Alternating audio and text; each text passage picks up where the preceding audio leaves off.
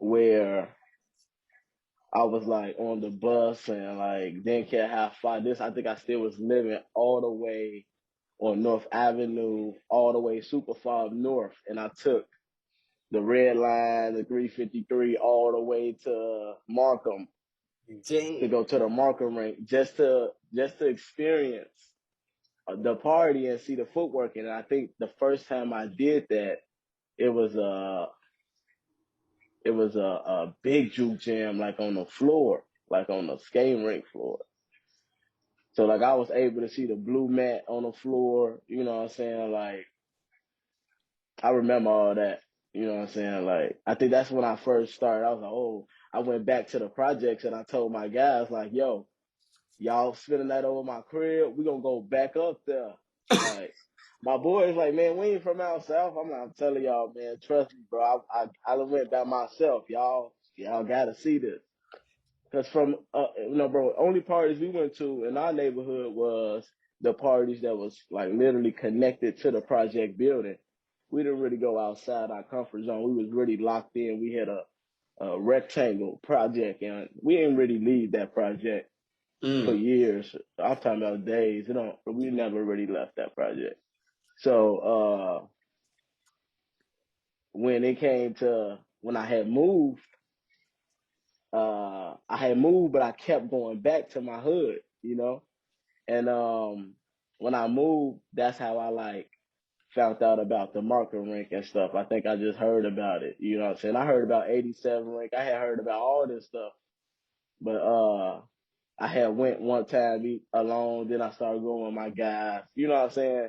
Yeah. Before I even got in the footwork world, I had acknowledged this to students and etc. Like before I even got into the game, I studied the footwork culture for maybe a year or two because I wanted to know who my competition was going to be. I needed to know all of that before I stepped into something because, like I just said, I was literally ready to sacrifice everything because I knew I ain't had no choice. You know what I'm saying? Like Mm. the baseball and shit, it was over with because Roseland, the neighborhoods, you know, the baseball leagues and stuff wasn't going successful due to the violence and fights at games and you know stuff like that. So I was kind of like not I wasn't motivated, and Mm. I knew I was trying to find an exit, you know, like an exit route, bro, to like get out the streets completely. And sports wasn't it, so that's when dance had came. You know, just by going to the party, studying it. That's how I boom saw you. So Ben saw creation saw 187, saw Wolfpack, you know, Taliban. I had saw this before I even got in the footwear culture. I needed to know what was going on. I didn't know really too many names, but I knew faces.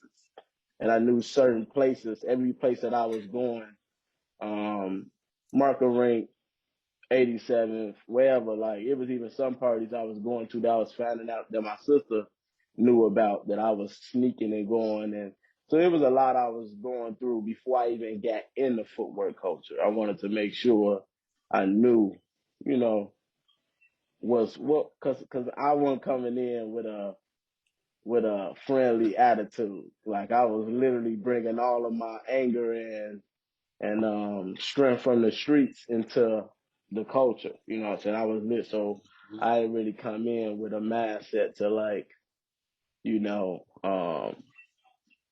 on some hello. I was here to compete. Once I found how to lock in and do how to, you know, footwork and etc. I'm like, okay, it's time to compete. So during that time while you was just watching out, you know, like checking out the scene, you know, coming to the parties, you was taking some people with you at the parties with you from your hood and things like Yeah. that.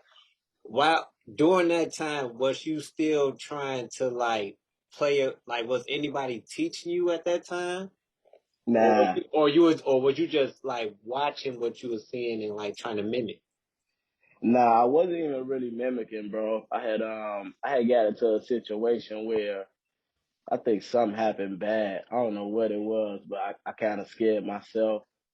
And I was like, damn, like I don't want to like let my OG and them down. I remember this mentally. I had a day I was like, I ain't trying to let my OG in them down. Like by going to jail or by, you know what I'm saying, just being in a position where they was like, you know what I'm saying? Like just like disappointing in me. You feel me? Like I wasn't really on that as a kid.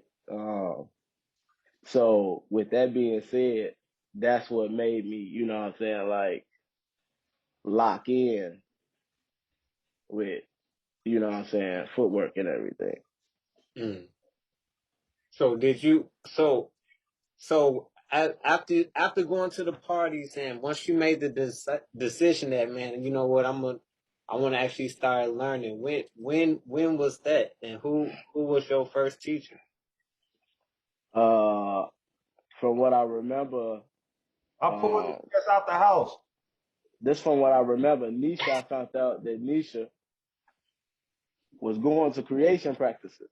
I found out that like when we were still living in Wait, the project. for our viewers around the world, who is that? Who? Anisha. Okay, and that's your sister, just for Yeah, people, yeah, so people yeah. could hear who that was. Yeah, so she was already footworking Okay. and she was connected to creation. So that's how I met Boo because I had saw Boo before. You know what I'm saying? I'm like, yo, I remember Boo. I saw him at the rink or whatever. So now I'm mentally getting myself into this whole uh situation where I have to ask Boo, like, can I come to practice? And bro, this was the most hardest shit in the world to do at the time due to me being such a hard dude in the streets, bro. Like, it was more so like I really felt like I was on my knees without getting on my knees, asking Boo, can I come to the rehearsal? Mm, Because I knew what I just told you, like the goal and the aim I was focused in before I even walked into creation practice. But I mm, had good thoughts that stuff was gonna go good because Boo was open arms, you feel me? mm-hmm. He was literally like, yo, I got you. I'm a meet me here. We gonna go together. Hey, And he couldn't, boy, kick a leg, just boy. like that. Nothing, boy. Nothing, dog. I'm like, God damn. Like, But uh, wait, his sister was footworking though. yeah, but no, it was like a yin and a yang though. Like, you know what I'm saying? He was just sports, bro. Like when I used to go, I ain't have it together, Jay. Two I ain't left, have it two together. two left feet, huh? Okay. hey, when I used to go over there, I used to go through there. We'd play the game and talk about sports. You know what I'm saying?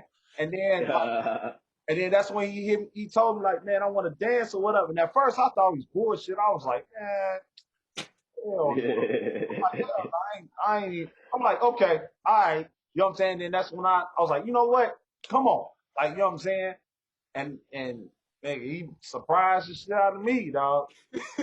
Like The he, first days though. yeah, dog. Like then he started asking questions about this, that, and the third about dancing. Like the whole conversation stopped. Sports stopped. Like, you know what I'm saying? We weren't even talking about that. It was more so like now it's like, hey, teach me this. You know what I'm saying? Who is this? Who is that? You know what I'm saying? Like it was like, all right, okay, Mm, you know what I'm saying? Like you serious? Okay, you got to come to practice every day. He was in that faithfully. You know what I'm saying? So that's how I knew. That's how you know when you see a person, you like, yeah, he gonna be cold because he doing it on his own. Like I ain't even, you know what I'm saying? Like come here, do this, do that. You know what I'm he saying? got Like that drive, that inner drive.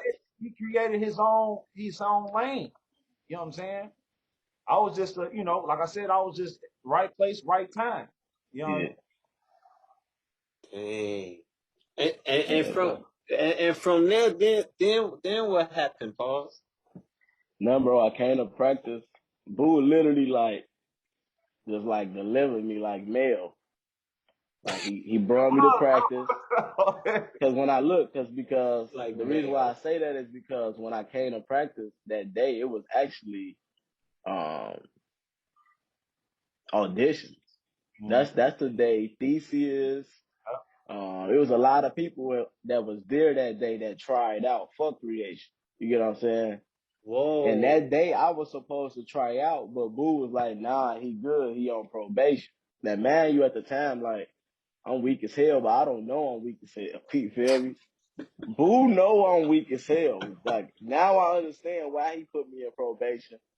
Plus, he probably wanted me to, lock in a little more, give me a better chance.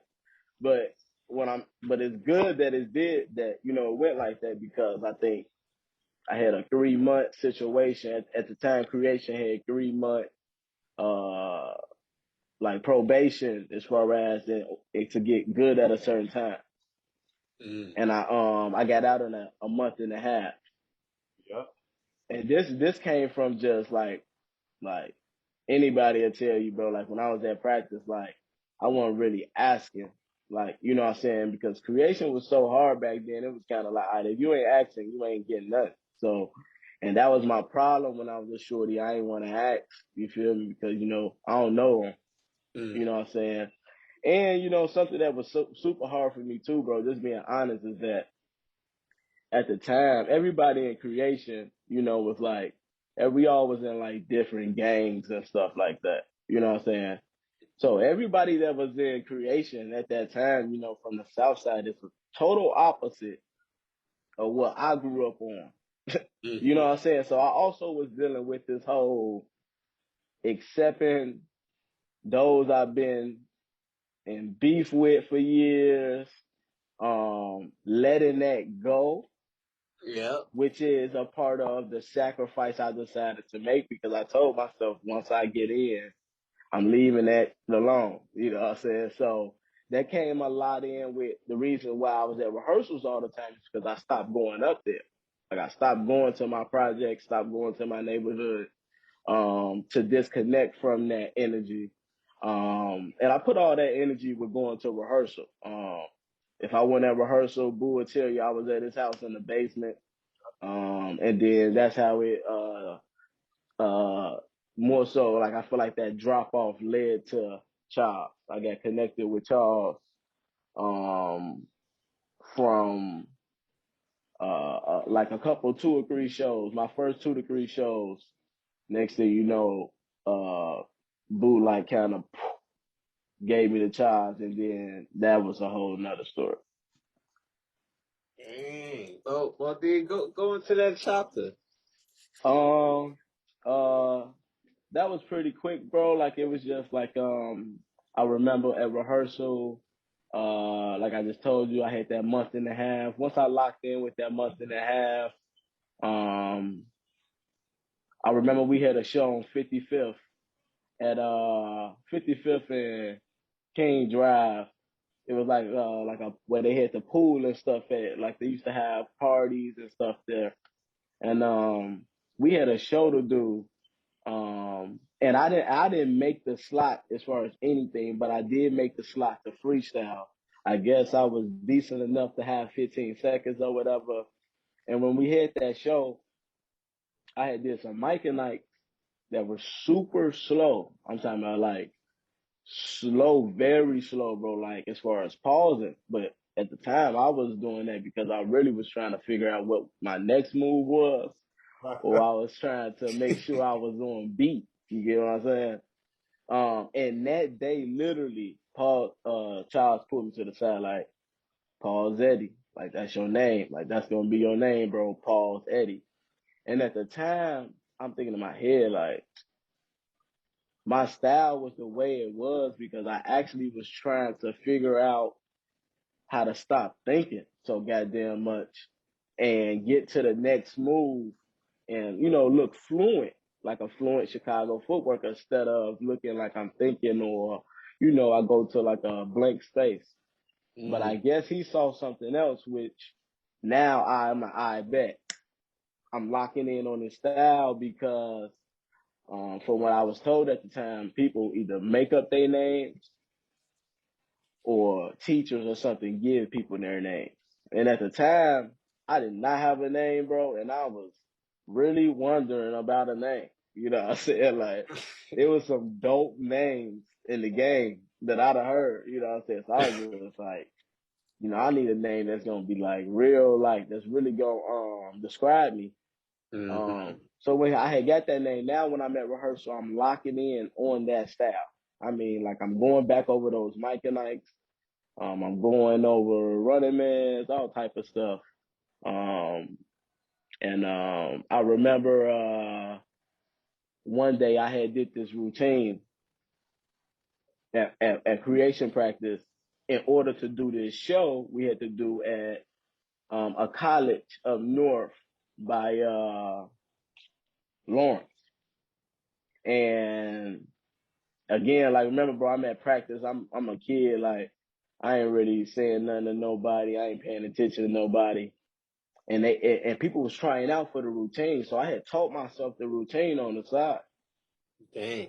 And I was like, man, I'm finna try this shit. Like, I got it. You know what I'm saying? Like, I'm coming here every week. Like, and even at the mindset as a kid, like, bro, of course, like, you know, when you grow, you thinking like I'm being somewhere, I'm putting all my time in. But at that time, I feel like my maturity was so locked in to the point where it was like my time can't be wasted. To remember why I got in. You get what I'm saying? So now I'm like, I've already got a problem with being an open, vulnerable person, asking for help. You get what I'm saying? So now I gotta dive in and see how we go. So I dived in and I did that routine flawless to the point where Charles and them was like, "Yo, you doing a performance like this? You're," and I'm like, "Oh, like this is my first creation performance." And Mm. like we getting shirts and everything, bro. And at the time, y'all know like shirts was a big thing. Like if you got a shirt Yeah. and you with the crew, oh yeah, like it's a big smile inside because you got a lot of people who be with the crew who did not have gear. No, you get Right. what I'm saying? Like they were just either the team guys or family or they was in a group, but they ain't got no uniform. They want to do their own thing. You know what I'm saying? But I Mm-hmm. did have a vision of being in that position before and dreaming that. You know what I'm saying? So um, from that show, bro, I think I locked in on my style. That's what it was. I locked in on my style. I started becoming my first love, battling. That was my very first love. The battling was very easy for me because I was already a aggressive, mean person. Like from how I grew up, you know what I'm saying? Playing baseball. Baseball, I was a back catcher. So I was in a lot of positions where I like the pressure or I like the challenge. You feel me? Um, so yeah, bro, I just remember locking in on battling. Like, you remember J Rod, there was a lot of times when I first got in the game, you was the person I was in a way challenging and honestly being out of pocket with even challenging you.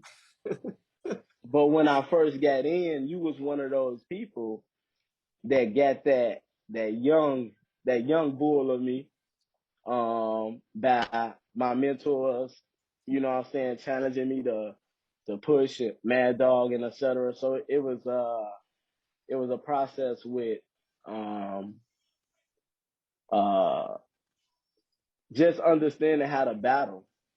Mm-hmm. And I'm being 100, bro. Like battling, like it's a lot of rules, um it's a lot of things that's not crack.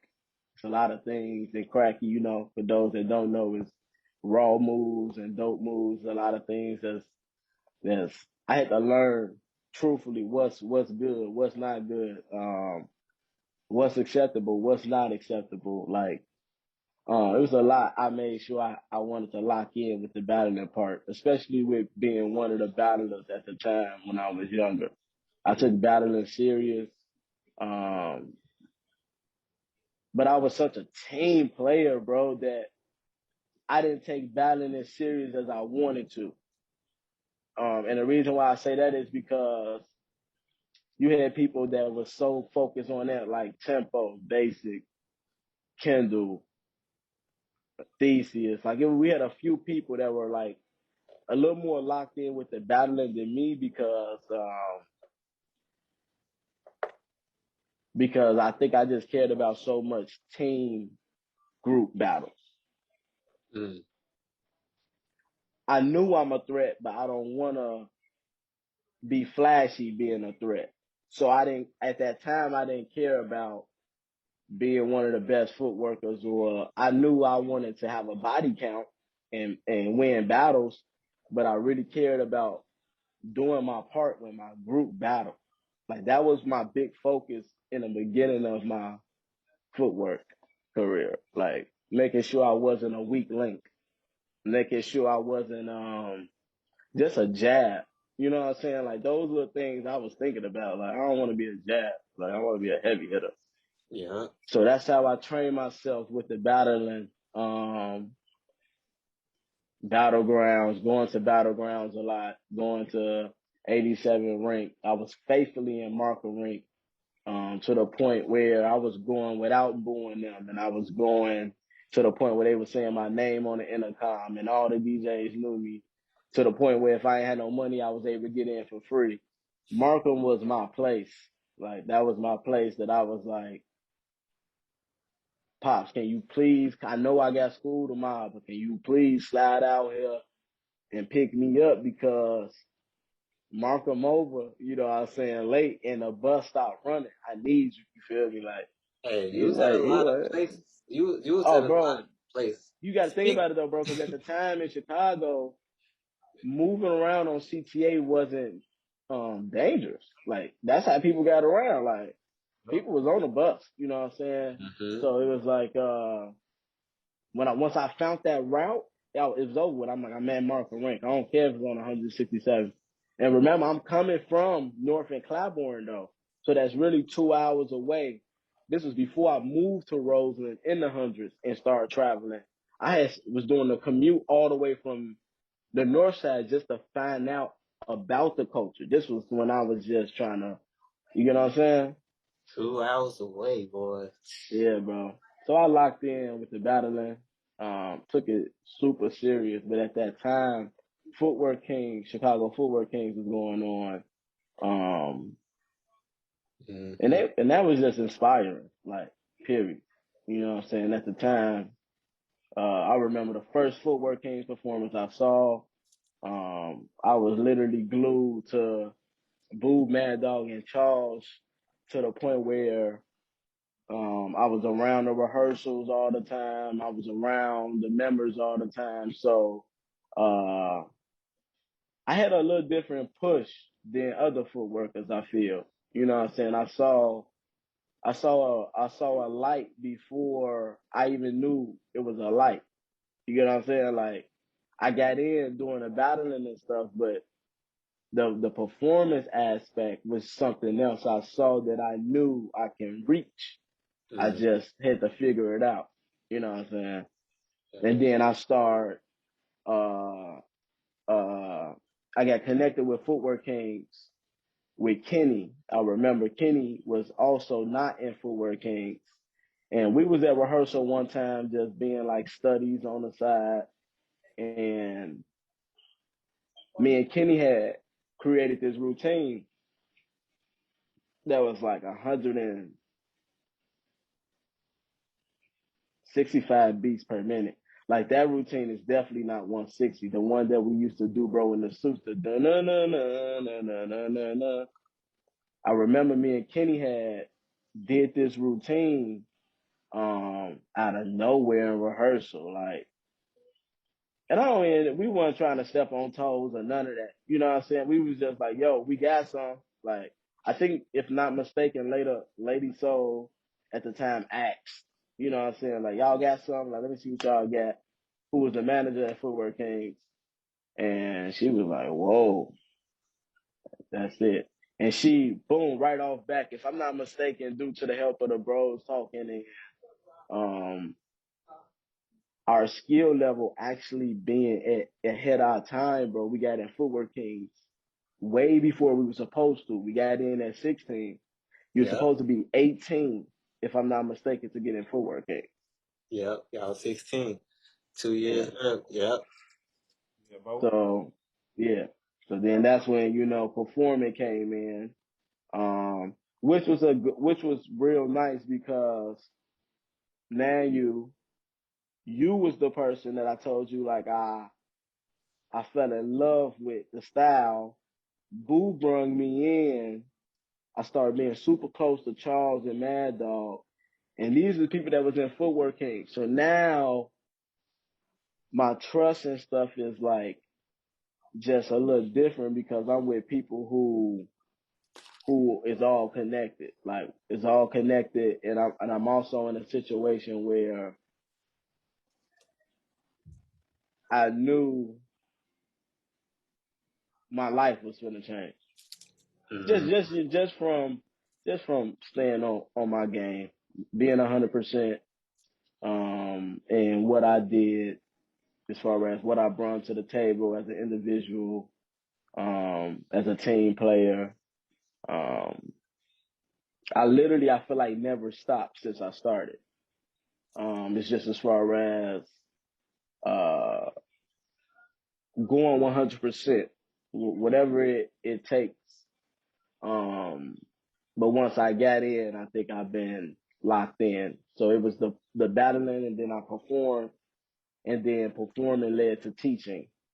And teaching came from just being years and years of knowing footwork and knowing I know how in my history, I know how to explain footwork.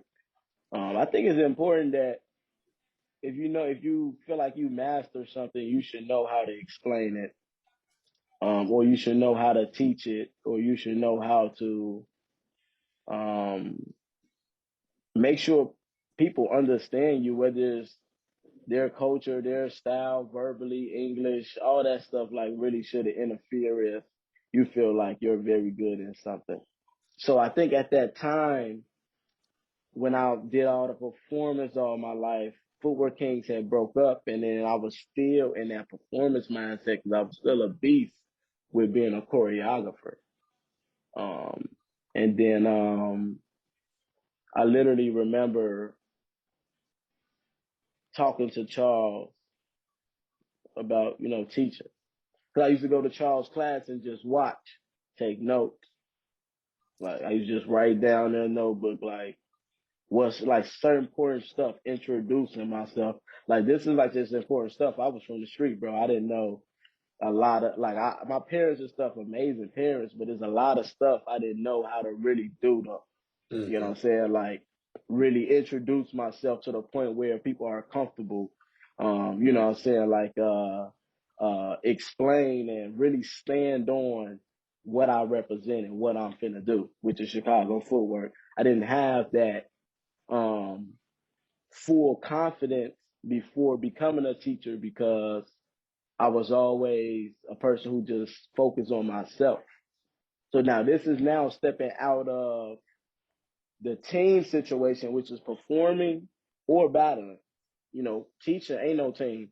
Like that's one person, and you need to know what you're doing, and you need to know how to work with people, and and more. So, but I fell in love with teaching, um, and but that's how my whole three process went with Chicago footwork, and still being, a person who is still active and pushing Chicago footwork overly hard. Mm-hmm. Was going, and man, some of the stuff, bro. Like you said, man, those stages, it ain't happened overnight. It was a process.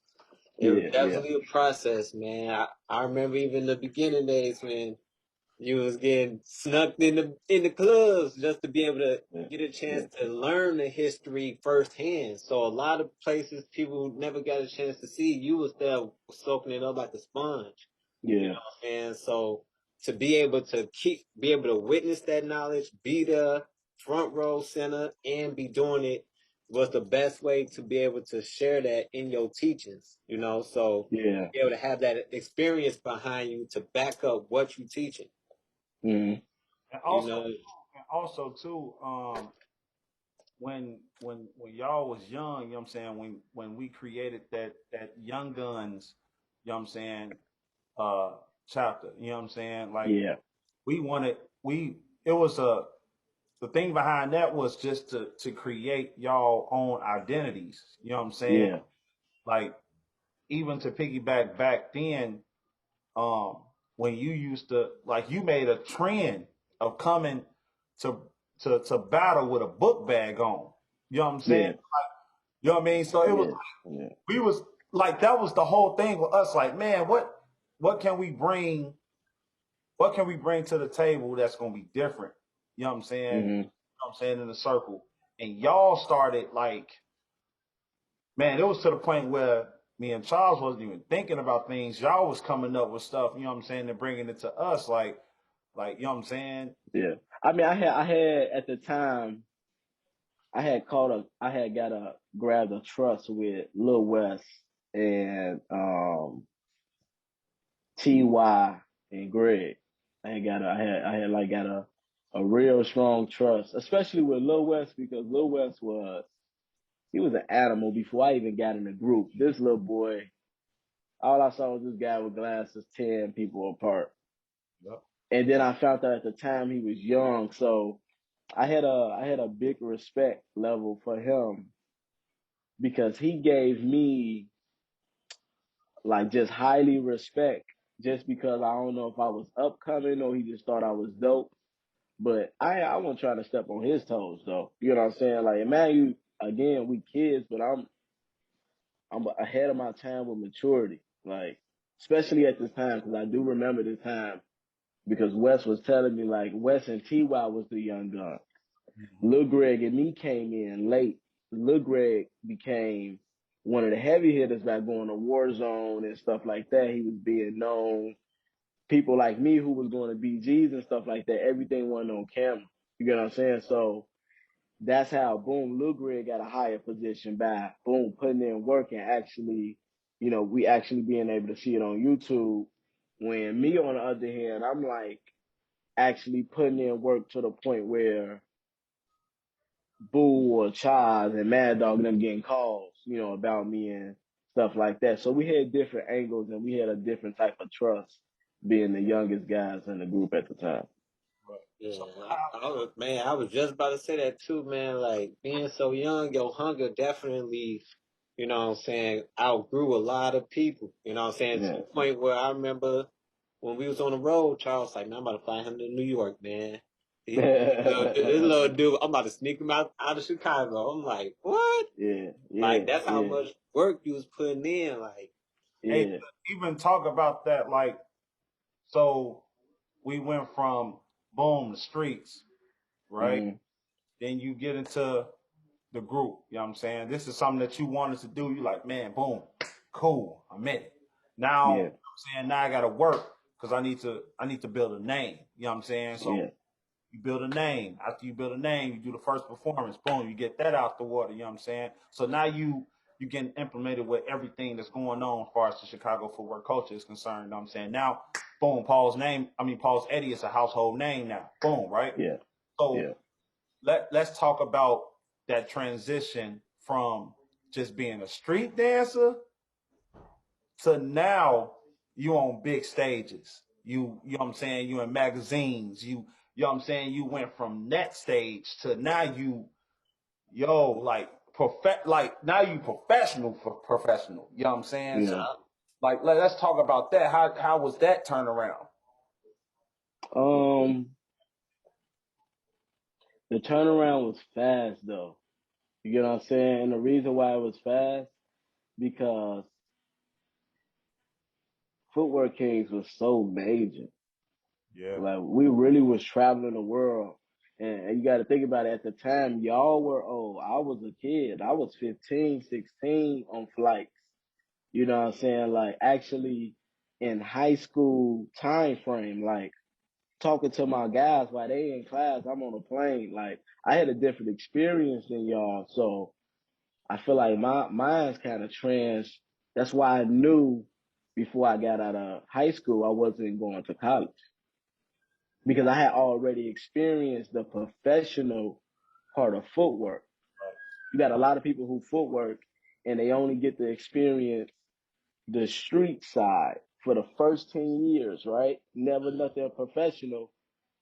Luckily, like I just said, this how I knew this was something I was supposed to do. I just told y'all like I knew this was a save life situation.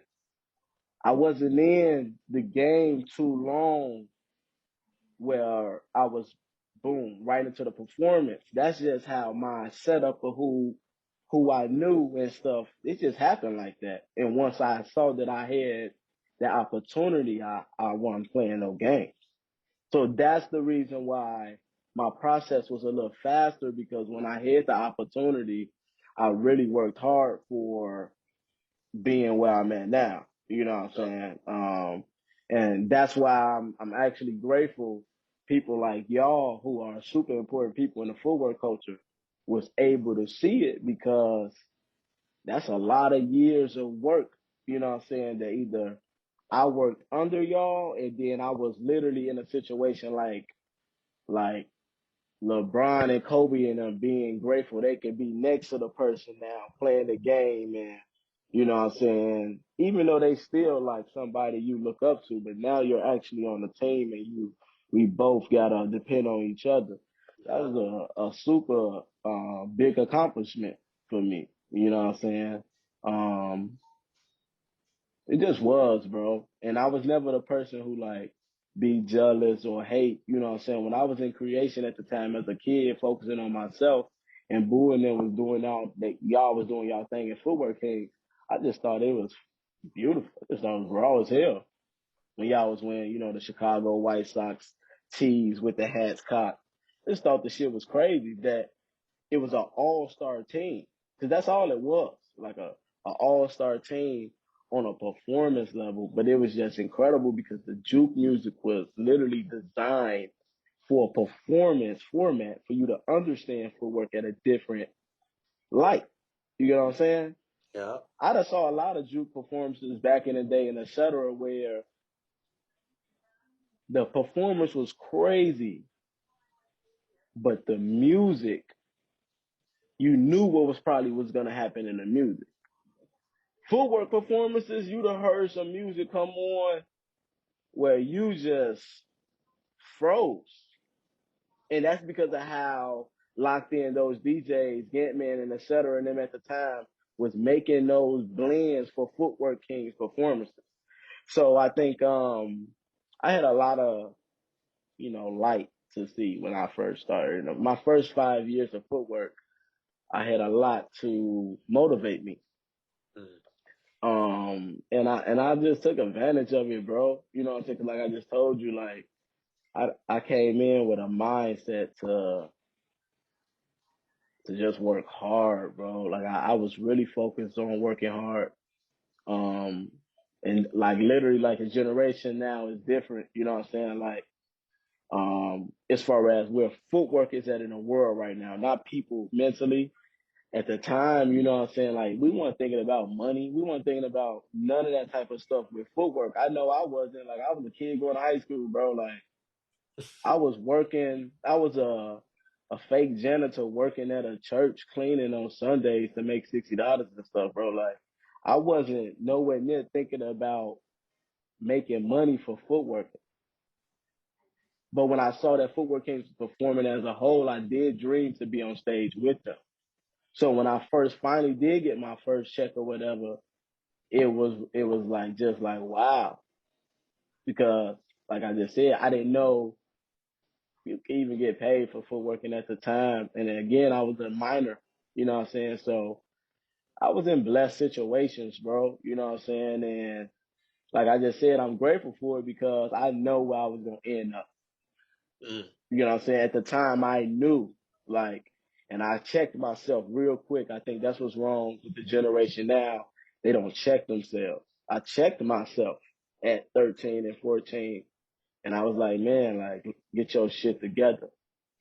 Or you gonna go to jail, or you gonna be deceased. And that's how my love for footwork grew and was so connected so easily, because I was coming from a PTSD pain situation that I was dealing with for years. You know what I'm saying? Like, a lot of people don't know, in Chicago, a lot of kids is in the streets early. Like, if you grew up in the projects, your school is across the street. Your I just was acknowledging that at the time we used to have the Sears Tower, one of our big towers, view from the projects, but we never walked. We never went downtown. We stayed in that project rectangle. And that's what I was explaining as far as just using all that, J-Ron, I just brung. I brung all that pain and anger to the footwork culture. So when it came to changing professionally, it wasn't hard. It was really just about knowing do's and don'ts, knowing knowing my level changing, knowing how to stay a street dancer. And the reason why I say that too, because when you become professional in Chicago footwork, your style can change. Mm-hmm. And when your style changes, what happens is that you get either one called a commercial dancer, or your footwork starts to look very choreographed. So now what I do is I've been in that situation before when I was like real younger. And so I just learned how to double up. You know what I'm saying? Everything is all about accountability.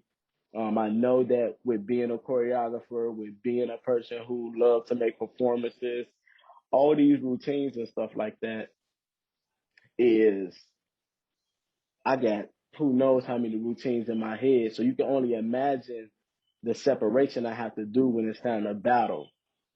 So I have to just work harder with that. So I do a lot of mental training as far as listening to juke music without moving, but mentally doing rounds or mentally imagining myself wherever I'm at, beating my opponent, or I take time out and train off regular music, not juke music. I stopped listening to juke music for a nice amount of time now. I only listen to like other music and I train off that because I feel like juke music is easy. You don't want to get too comfortable. You're right. Yeah. Yeah, but I definitely started with music though, because Charles gave me a CD with 2 songs on it, and it was a Chris Brown and Rihanna song. When I first started doing Chicago footwork in my basement, I was I was practicing off R&B music.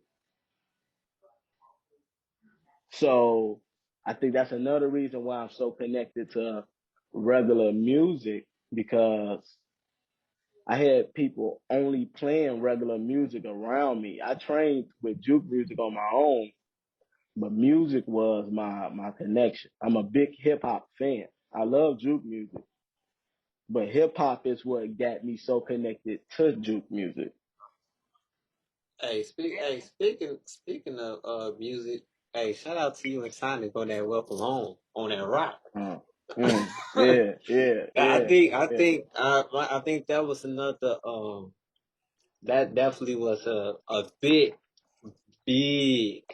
turning stone for footwork. oh yeah, Even though I know we was on the road dancing to all types of music, but for us to return back home and for you and Sonic to do a whole Chicago, you know what I'm saying, footwork performance to rock, yeah, that definitely switched the lane for footwork kings. And oh also, yeah, And for everybody to start doing it like, you know what I'm saying, just like from classical to like it just broke the bridge to like everything but yeah, it's working too. also too, you got to think about it too. When we was going to those parties, those events, there wasn't a lot of juke music played. Like, you know yeah, what I'm saying, it was majority of hip hop, reggae, you know what I'm saying, all different types of music. And we only had like maybe a small portion of like juke music. You know what I'm saying? And then yeah, it goes straight back to, you know what I'm saying, regular hip hop music. You know what I mean? yeah, So now the new generation now, they got strictly footwork events. Like, yeah, you know what I'm saying? Where yeah, it's just all tracks, the whole yeah, yeah, party. You know what I'm saying? yeah.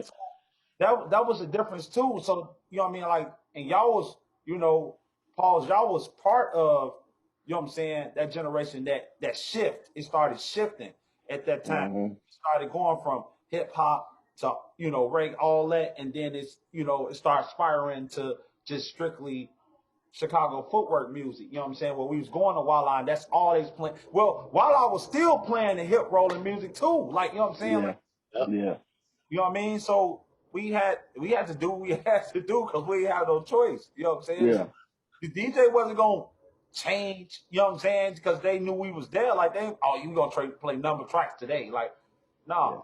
You know what I'm They I saying? gonna play mean, something for but then everybody. I was in positions too though, like, cause I remember one day, I had like started taking Chicago footwork to the Chicago dance culture, because that's two different things. So, and the reason why that's two different things is because there's a lot of people in the footwork culture that knows nothing about just dance that's going on in Chicago, and vice versa, Yep. right?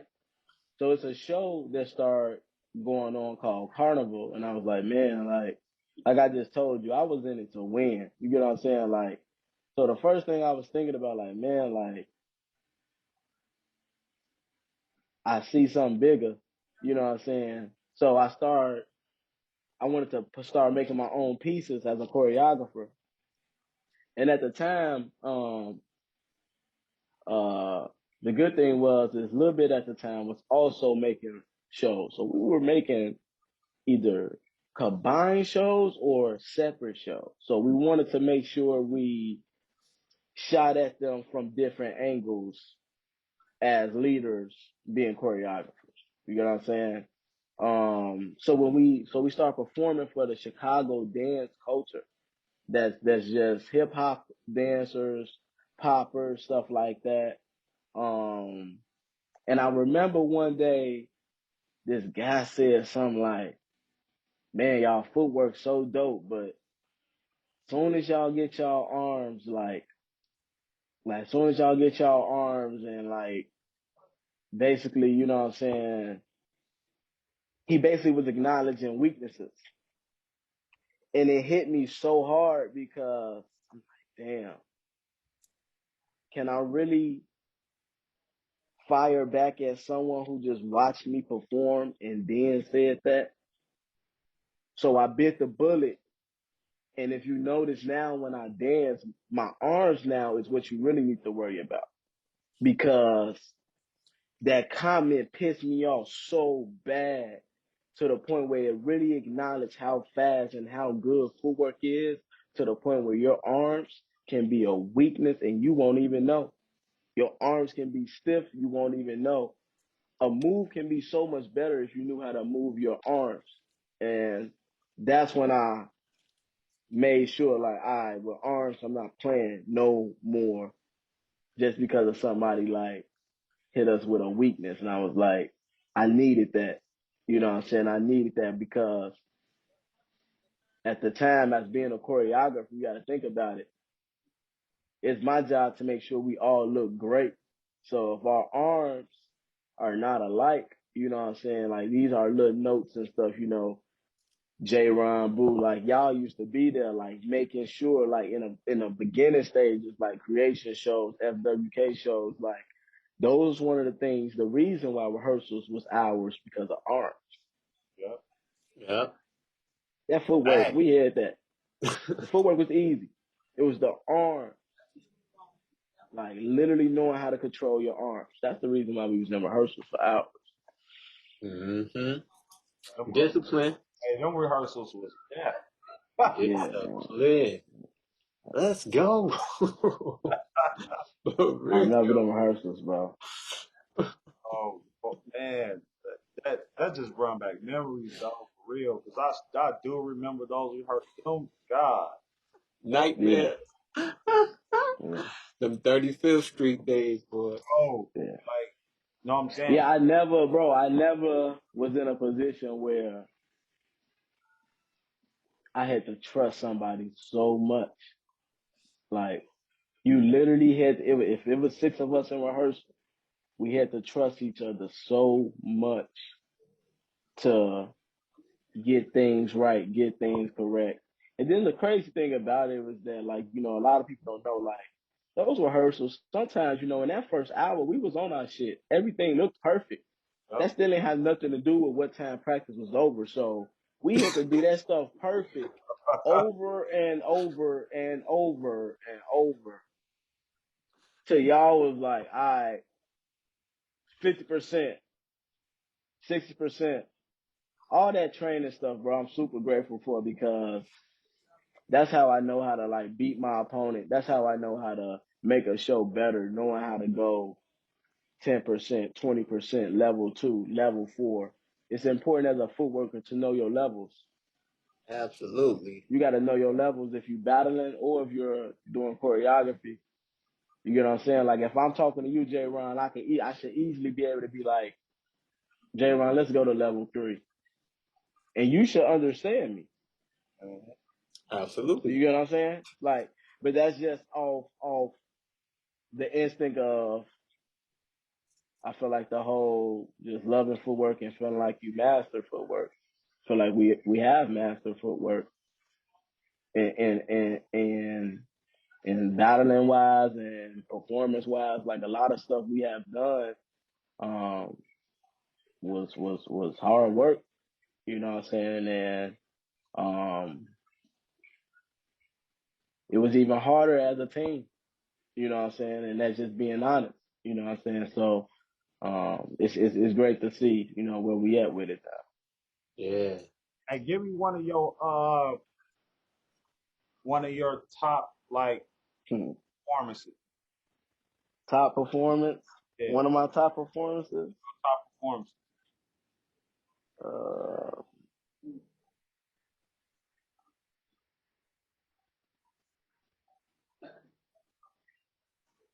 He got to go through the library right now. nah. Well, we got a lot of heat, my boy. We got a lot of heat. We got a lot of Um, heat because I'm like, hey, that's a hard. I'm gonna say. Well, I just think one of my favorites will be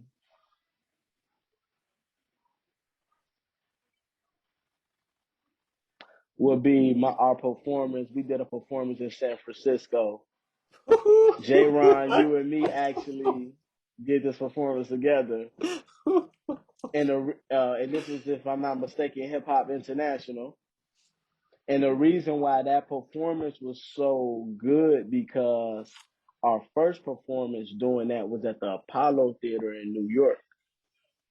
When we first did the performance, we definitely held it down, but Jay had notes, Chaz had notes, and it was me and Chemo. Yeah. We smashed the Apollo show. I literally remember, but then I remember how we came for that San Francisco show. And that show stumped on Apollo show. Like I'm talking about that show was so good in San Francisco, bro. Is it on YouTube? I don't know if it's on YouTube, y'all, but I know I got it. I know it's on my hard drive. Right. So that hard drive. And Man. I got the Apollo show on my hard drive because remember with copyright we weren't able to post the Apollo show. Yeah. But I made sure I got it. So I got both. So boom. So I could remember that comparison. But that was a great show. That was a super great show, boo. I definitely got to go with that one. Hey, I wish it was on YouTube, boy. But I ain't gonna lie though, man.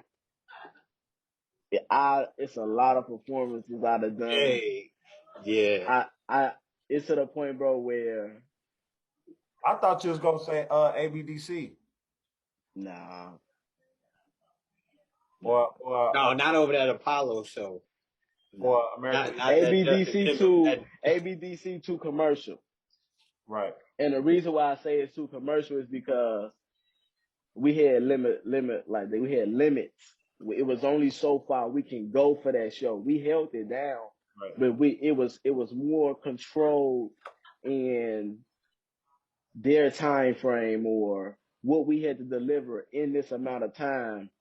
What looks good as a group starting off like that? That show I'm talking about with San Fran was like that was like literally like cooking food. Like It was the raw. beginning was what it was. We stirred that joint up. And at the end, boom, ditto serve, like boom, like that's how that San Fran show got. I'm not gonna lie to y'all, man. It was served. But I had a lot of shows though with y'all, so Yeah. like, but that's just one though, cause I'm a super. precise and like specific, clean person. There's a lot of shows we did that if we weren't perfect, it's not a good show to me. I don't care how big the show was. If one of us made a mistake, and if one of us wasn't too happy, if we saw the routine, one of us jagged, a Yeah. lot of stuff like that I ain't laugh about when we were shorties. Like I thought that shit You know, was not cool. you know what? It ain't. That's If what, we made You mistakes, I wasn't rocking with it. Like bro. You know what? That's what I feel like. That's what we missing though. Like, like I feel like, cause back then it was like you knew, like you said, you knew when you wasn't. You know what I'm saying? The performance wasn't right, the battle wasn't right. You know what I'm saying? Like people would be like, man, you went off. You like, no, bro, yeah, I ain't go off. Like, you know what I'm saying? Like, you yeah, know, and like the criticism, you know what I'm saying? Like, you know, like we could have gave y'all could like, man, like bro, you wasn't on point for this routine, you know what I'm saying? And you think it was like, damn, you know what I'm saying? You know what? I'm gonna go harder for the next performance then. You know right. what I'm Them saying? consequences. Yeah, like you know, but but now it's like people, it's like I feel like some of this shit is like watered down. Like, you know what I mean? Like, you know, they think yeah, like that's why, bro. With footwork Kings, like I appreciated it because it was when I was in the back seat. mm-hmm, And the reason why I say the back seat is because when I was in Footwork Kings, remember I'm a team player. I wasn't comparing myself to nobody. I wasn't trying to be better than nobody. If anything, I was trying to make each other better.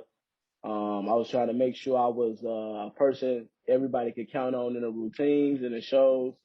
And that's what happened. You know what I'm saying? I had people I was looking up in with you all performances like Kendall and stuff who had explosive energy top to bottom. So I had a lot of stuff that I was like, um, I had goal setting when I was doing a lot of performances and stuff like that. But when I took that step and started doing like my own shows and stuff like that, um, I think I'm probably one of the meanest people sometimes to work with because of how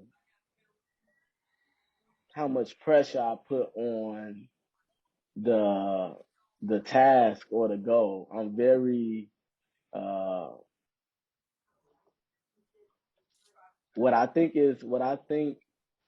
is possible is just possible.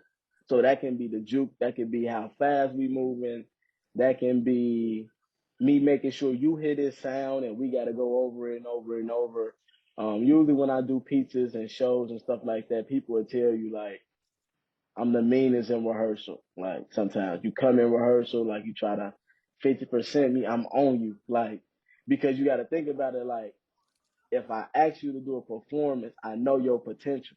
mm-hmm. So if Mm, I ain't really finna be in here playing, I know you don't think you finna be in here playing. Yep. But you got to remember, I'm coming from being in the back seat and footwork king. So which means always being early at practice. Never wanting to hear y'all say something to me like, yo, you late. mm-hmm. Like you already a understudy. Like, so I was in a lot of positions where I learned and I made sure I used it for when it was my time to shine, or if I was that person who was the head of the ship controlling a show, or I just made sure I used all that to my advantage. And I think I did a good job at it for a couple years and still doing it. Right. Did an amazing job, man, young lion. Hey, what was Hey, okay? So I said performance. man, I'm out. Hey, Yeah. hey, hey, I want to know what's your biggest battle. Oh, I was going that too. You already know I was going. That's what I want to know. Ah, And biggest battle. Yeah, definitely. I want to hear this. Yeah.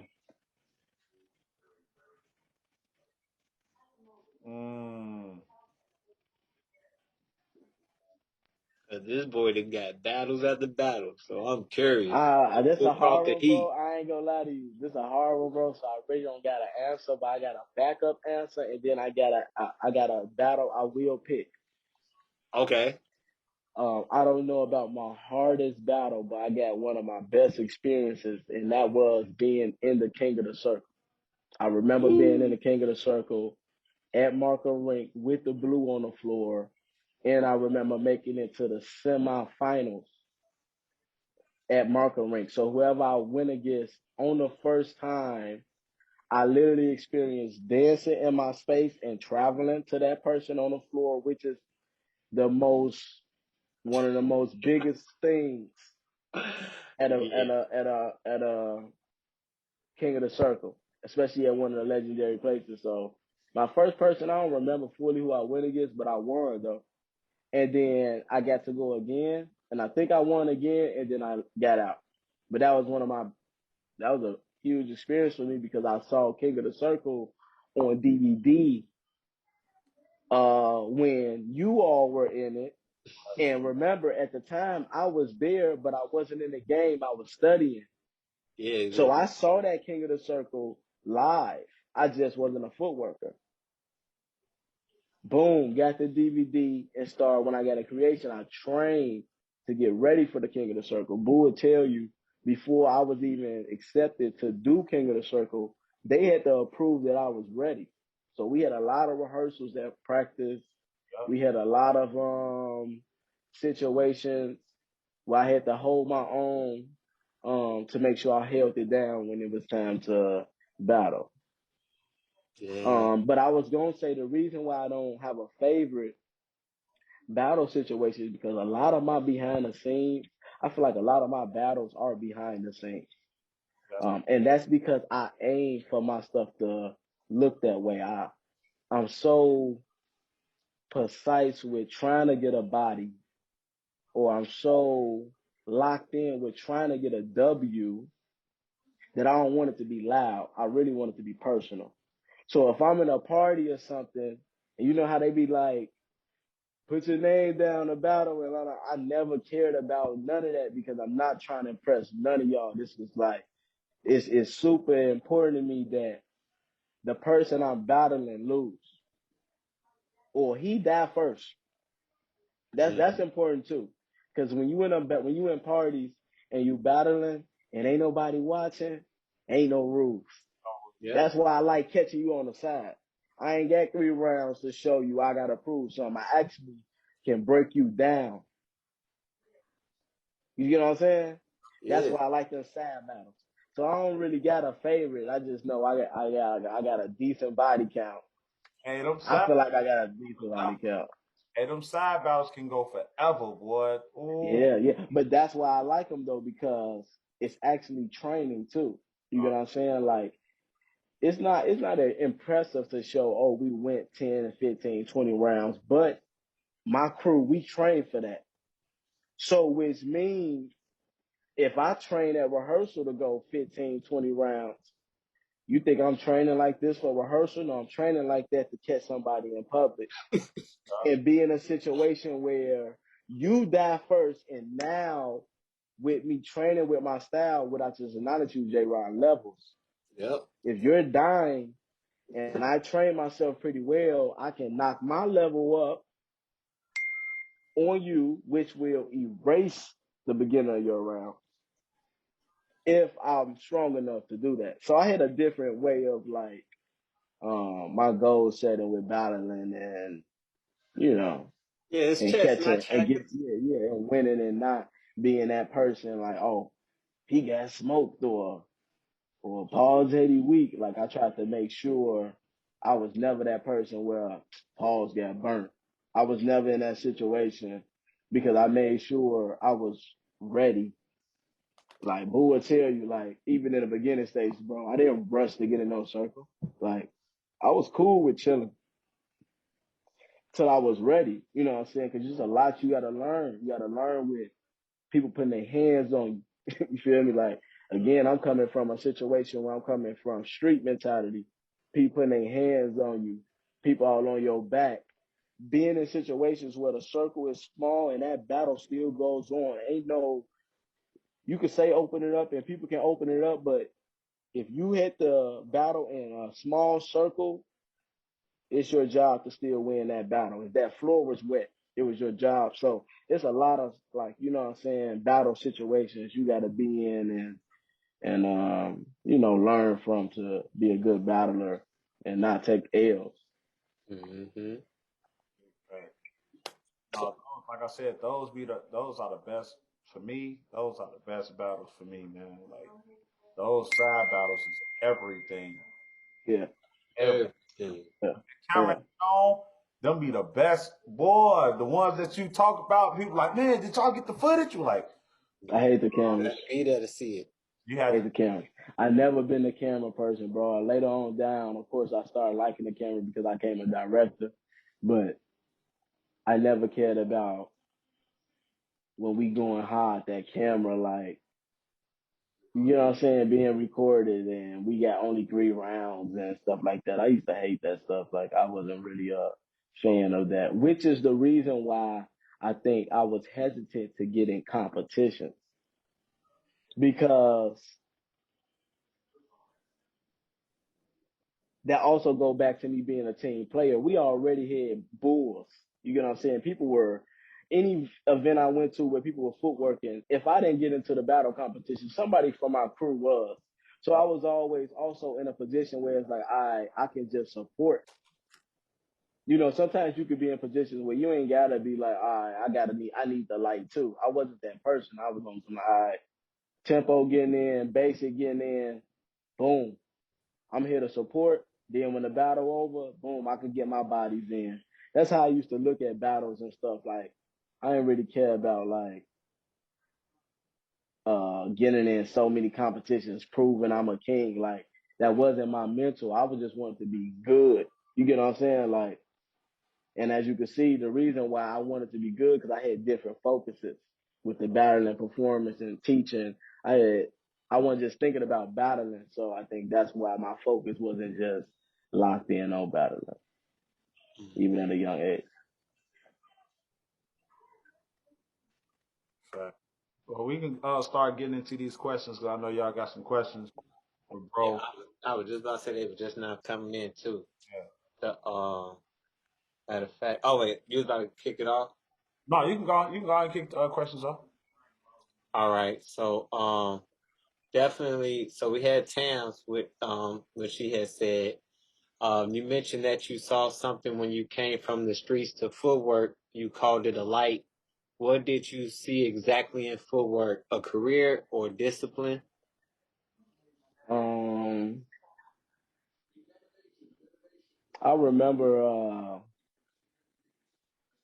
I remember a couple of times where like I saw the light, but I do remember going to New York when I was with J. Ron and Charles and Sonic.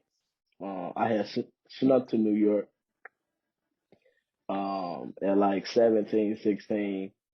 Like I just told y'all, due to how we grew up, I knew we ain't never been out of town, and I knew we wasn't never going out of town either.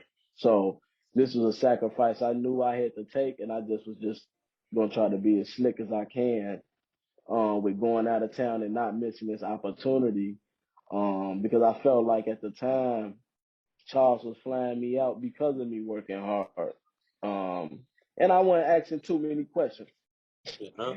He told me he wanted to fly me out. I'm like, I'm gonna make it happen. And it was on a school day, so all I did was set it up pretty good. Told my mama this. Had people from Madonna talk to my mom to make it sound good when I was in New York. Told my sister just so somebody can know I was out of town. Wasn't even gonna tell her. I was gonna try to do the whole 3 days, nobody knowing I was in New York. But I let her know cause she was like, "What if something happened?" I'm like, "All right, man, I'm in New York." She's like, "I knew you was somewhere." You feel me? So, but that's what gave me the light, yo. When I He was in New definitely York, tried to finesse. yeah, yeah, Mama creation. yeah. That's what gave me the light, though, Jay. That New York trip, though, bro. I ain't gonna lie, like seeing y'all performance, seeing you and Charles at that time, bro, was just it was so inspiring, bro. I don't know how to really explain it, but it's really just about seeing how um footwork can really just change. Yeah. Like Like y'all really, bro, was on tour, like with Madonna, and at the time, of course, I knew Madonna was big, but it was more so like my bro was really out in New York for 3 months training. Like they not even on tour yet. Like they training for 3 months out here, then going on tour. You know what I'm saying? So it was just it was super inspiring. You know what I'm saying? So that trip definitely did a lot of it gave me the light because when I went back from that trip, I literally remember like going in the street battling. I'm talking about I was on some other at that time. Charles was calling me like, "Yo, bro, like come at this person, go to BG's, or you and Basic handle this person." I used to train with Basic and Kenny on a battling tip, super, super intense battling. Um, those two people like is the reason why I got good in battling because of us training each other at a super intense capacity with just acknowledging weak and acknowledging crack. You know what I'm saying? Facts. Facts. That's just what it was. And with all us being good, um, it was just super challenging with going against each other because we used to three-way battle each other. And the reason why we used to do that is because we used to train for more than one person if we was in that situation, or we would just make sure our focus was quick enough to go to the opposite person, or you know, because you be in situations like that all the time where you might have to do a three-way battle or more than one person you want to focus on when you battling. You know what I'm saying, to get more pros and points on your side. So Hmm. yeah. Then this next question is it says that the other part was I'm curious about your musical background. Were your parents into music, and what hip hop did you listen to growing up? Um, as far as my parents being into music, yeah, my parents listen to a lot of R&B. Like I'm a when it come to like Mary J. Blige, Earth, Wind and Fire, um,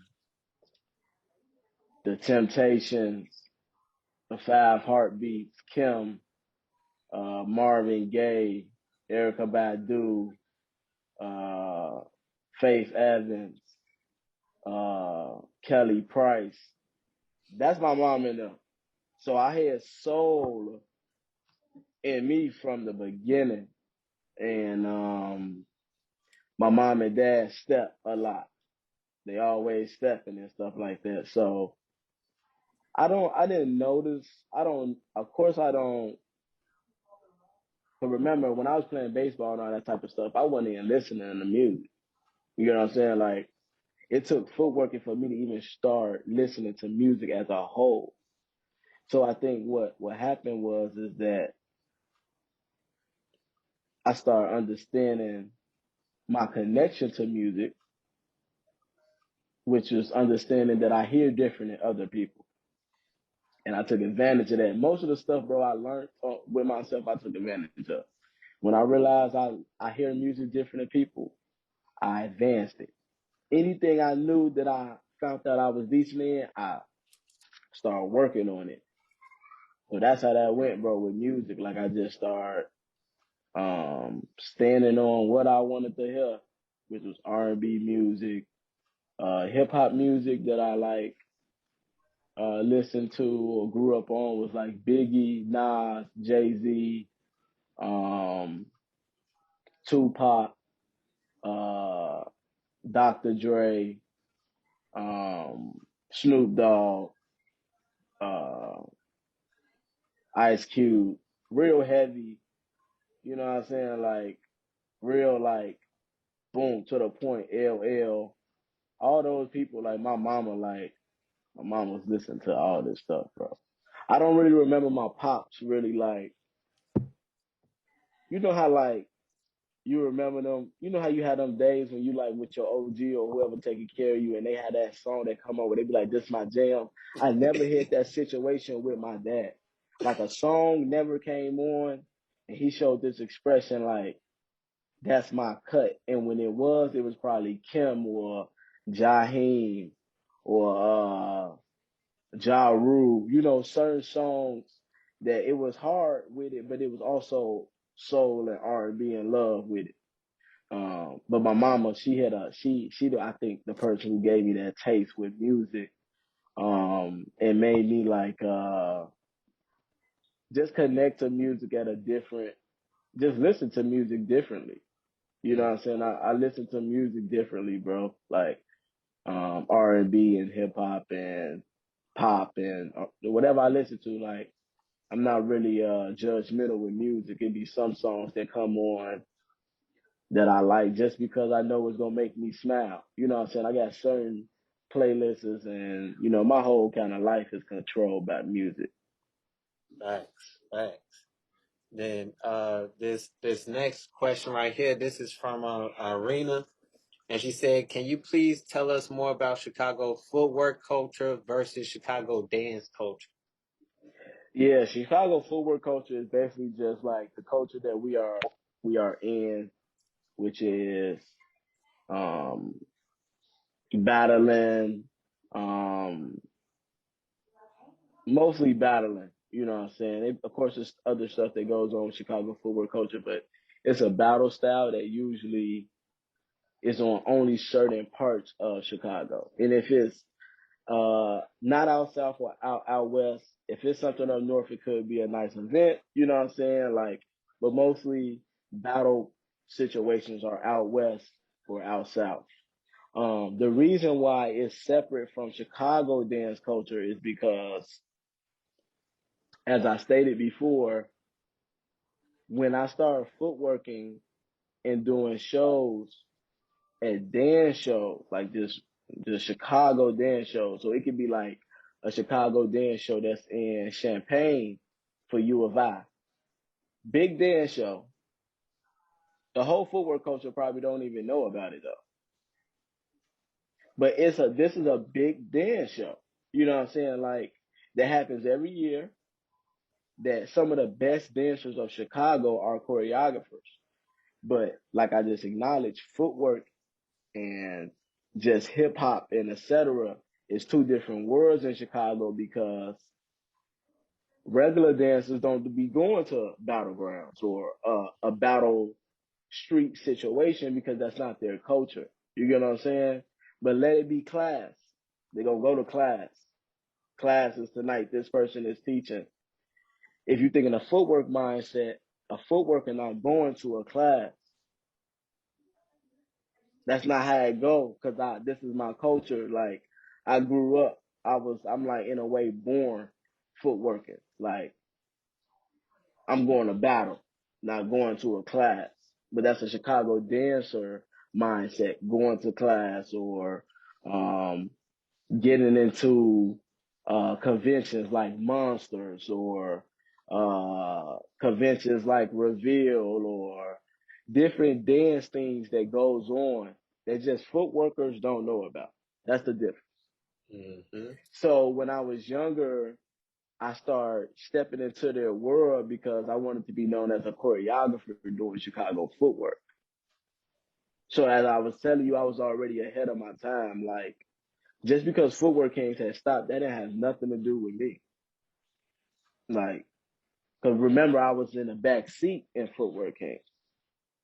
So when it stopped, now I'm my own person. If I'd have learned everything I'd have learned, then I know I'm a choreographer, and I still got dreams or visions I still wanted to happen.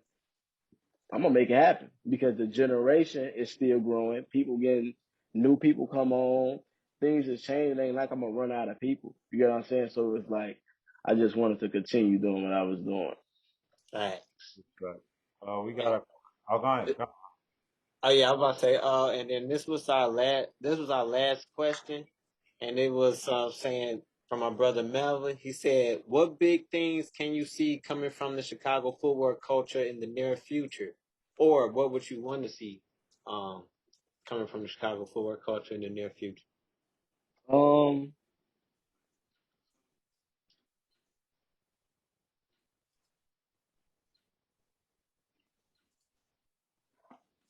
as far as things I would want to see with footworkers is probably just more loyalty and connection with their group. Like being loyal to your group and um, playing your position in your group is how footwork is gonna grow. If every group is doing that, you know what I'm saying?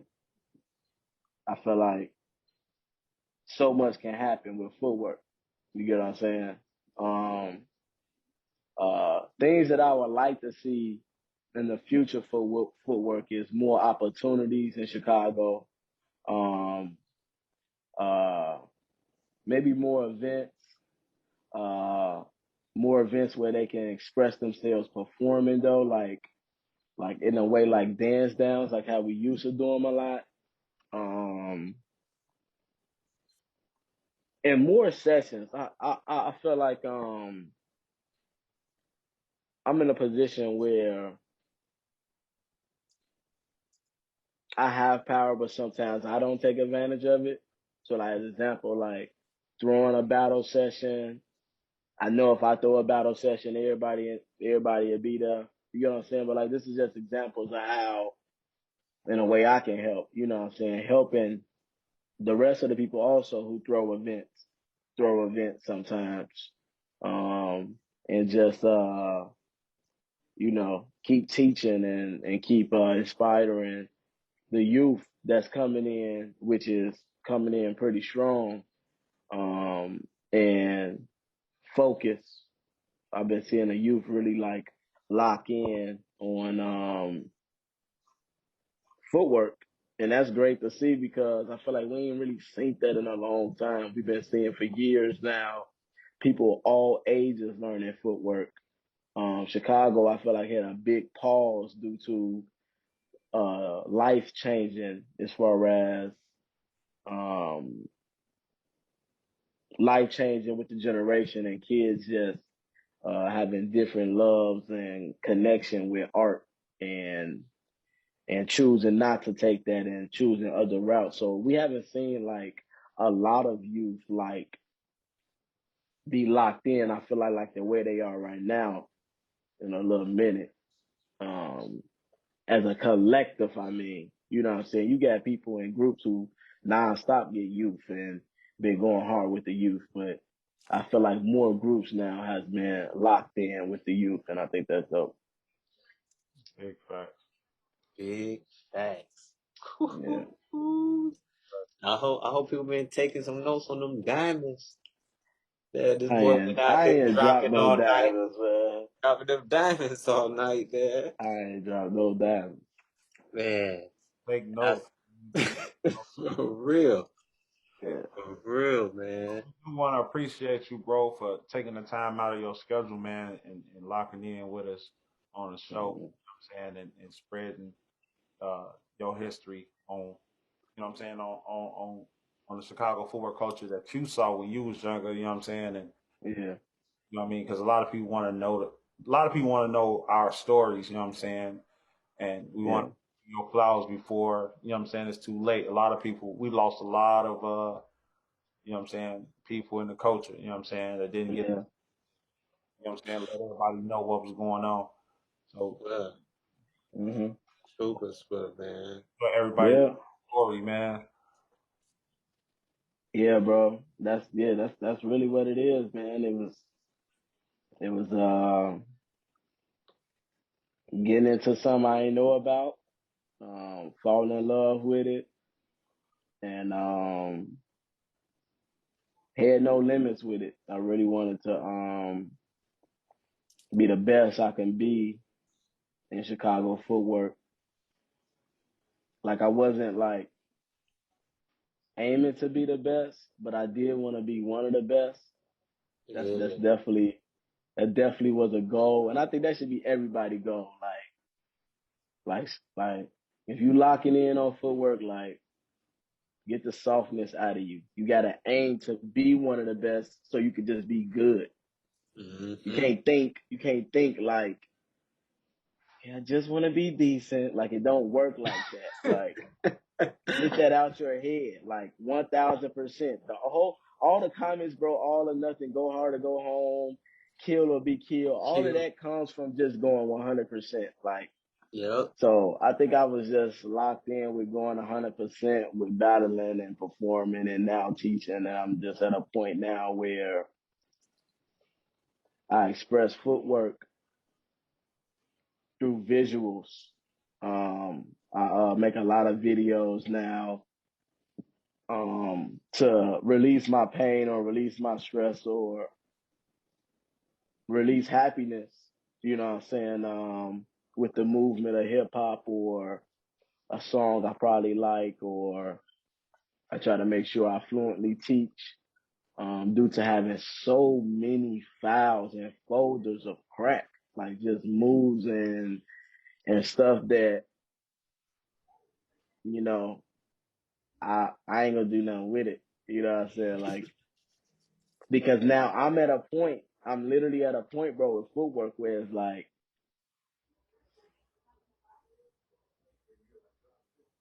bro, I'm finally at this point where I feel like I master footwork. I never felt like that 3 years ago, 4 years ago. Like, but when you get to that point, it's just like, when you a teacher, I tell my students all the time, like, when I teach you this, I'm gonna record this for you to have, cause I'm not gonna remember it because it's coming from a file. You get what I'm saying? Like, I go in that file for you, and I put that, and I give you your file, and now you put that file in your folders. You get what I'm saying? Like, we got so much like moves and stuff, J. Ron. You know what I'm saying? Like that, this stuff is really not a thinking process for us. It really just comes out naturally. So, Yeah. but it Or you feels see good for something, me be that, like, Jay, that's raw. Like, I got bro, that from you. Like, I forgot about that. Oh. like I done hit moves, bro, that like I know, like visually, like I can't do it again. Like it's Facts. like it's videos that I done did like with Ant. Like we just shot so many videos, bro. Like some of the moves in those videos, bro, I was One like, time. what is going on? Yup. Yeah, it's just how it be. That's that blackout stage, bro. That spirit, hey, once that spirit flowing, it can't be duplicated. Yeah, It can't. Not even by the person that tried to do the move. It yeah, can't. yeah, yeah. Hey, bro, give them your social. Even though I know a lot of people got it, but give them your social media. Yup. So they get in tune with you around the world. Um, Social media, Paul's gonna kill. Um, Same as my YouTube. My YouTube, Paul's gonna kill as well. Mm. So Make man, sure y'all get in tune with bro, man. Check out his videos. Check out his classes, some of his performances, and all of that. Definitely online. Y'all can look him up. Hey, I always proud of you, brother. Thank Always, you, bro. man. most Always. most definitely. My favorite. Make And sure times out. What's my favorite video I ever done? Oh, Anthony's crazy. Damn. Make sure y'all make no for real. Like make sure y'all lock in with bro, man. Ask him all the questions. You know what I'm saying? Y'all need to ask him. Especially for all my new generation full workers out there that's around the world. You know what I'm saying? Yep, hit him up. Hit him up. Uh, we want to get into these announcements real quick before we close out. So further ado, my brother Crossfire with these announcements and such, cuz. Yes, sir.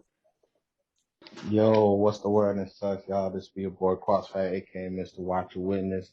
So, coming to you real soon, man. Basically, got a session going on real soon. Uh, it's to be announced. I don't know the exact date. And then my lab session coming real soon as well too. Um, Track Attack still trying to get set up for the most part. Let me see what I'm trying to think. Oh yeah, the next Terror Dome will be in February for 2022. So those that want to come to the Terror Dome, be sure to come through support. Shout out TSFC. And that's about it. Facts, man. Hey, Thank you, brother. also too. I want to say let's start supporting these events. Yeah, Don't have no bodies in these events, then these events do not, prosper. You know what I'm saying? If these young generation kids don't see us in these events, then who do they see? You know what I'm saying? Give them something to look at. Even when we go up in there, and don't even, you ain't got to go up in there and like battle or nothing. Just go up in there and kind of, you know, uh, I'm teach. gonna go in there and ball him up. What you You know what I'm saying? That's what I'll be on too. talking You know what I'm saying? Go up in there and mentor. You know what I'm saying? It's a lot of kids that that need our help still. You know what I'm saying? So if everybody can get a chance to slide through any event that's going on, you know what I'm saying? If you can, you know what I'm saying? Yeah. Most definitely slide through. Um, do anybody else have anything they want to promote? Uh, Paul, you got anything you want to promote first? Yeah. Um, in January, I'm gonna be doing classes online. For those of you that's in LA, I'm gonna come out there in February and do like a 3 day intensive. Um, I'll give y'all more about that, but literally everybody is gonna want to do that. It's gonna be a different type of training, even with the ones that's like cold in LA. Every day is gonna be just like a private session with me, whether it's routines, training, techniques, and more. And then I got a project slash movie coming out with Ant called Art and Eight. That's gonna come out soon. Um, which gonna be a crazy film. Videos that you all never seen, and kind of the story to add up to some y'all probably favorites. Me and Ant shot so many videos, so um, just decided to make a movie out of it. Thanks. That's about it. So, Fire. anybody else have anything they want to promote before we close out? Hey, what's up, everybody? This your boy Twan. For the month of February, for the culture, if you got any type of events that you're trying to do, we just revamped the one of my event spaces. Is called the Gucci Room, and so I'm giving the space to anybody that's a part of the culture that want to throw their event that's going to shine light on the culture at no charge. So just inbox me, put a date together. It has to be in the month of February for Black History Month for the culture. So if you want to do something for the culture that's shining the light on the culture, you can do it at our space for free to give back to the culture and to shine the light on the culture. So that's what the Urban Arc is doing for Black History Month for our culture. Oh, that's That's dope. dope, Mm, man. That's big, though. We definitely got to do something up there. Most mm. Get in tune with bro. Yeah. So, I know, J. Ron, you got. I know I'm working on an online class next year. It's to create your style. So it's a create your own style forward class. Um, Yes, sir. it's basically geared to be yourself. You know what I'm saying? Create you. You know what I mean? So we will be. I will have dates available soon in January. Also, I do online private, so if you want to get, hit me up, you can. J. Ron, you got. I know Oh you. yeah, just doing my online privates, my one on ones, trying to just like bro said, help build your style, and I'm just trying to make some old monsters out here. So that's all. Bring that beast from within out. So for those that trying to step their game up, man, come holler at me. And once again, brother Pauls, man, you you still make me proud, man. Thanks, bro. Big Yeah, I'm in my prime right now, bro. big fact. And Uh, So salute to everybody for joining the show. We'll have all this stuff situated as far as revamping everything for the Zoom. I couldn't put it on Facebook Live, but we still got to record it, and it will be posted on YouTube. So if you haven't subscribed to our YouTube channel, please do too. I mean, I said do too. Do You so. do too. Hey, yeah, make sure y'all subscribe too, cause we got some Christmas gifts dropping this weekend too. So we got a couple of episodes dropping this weekend. So for the holiday weekend, we dropping there's gonna be a plenty of episodes being dropped this weekend. So y'all definitely want to subscribe to see who get dropped. Yeah. Facts, facts. So on another note, I wish everybody a safe holiday. Merry Christmas to everybody. You know what I'm saying? Everybody be safe out there. And we'll see y'all next week. Yes, sir. Peace and love.